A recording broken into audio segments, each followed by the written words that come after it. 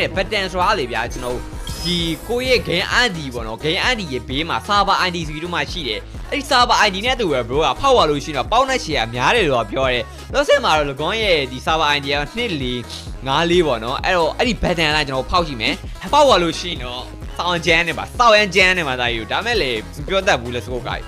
2454 let's go နှစ် let's go guys let's go guys โอเคပေါက်မလား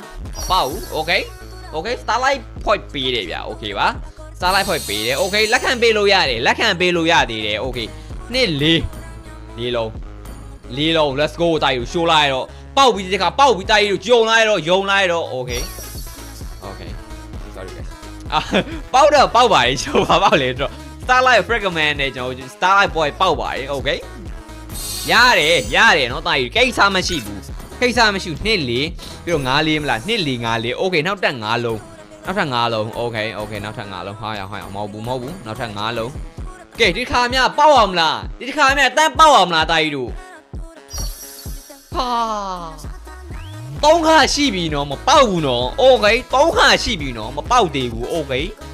နောက်ဆုံးတစ်ခေါက်နှစ်4 5 4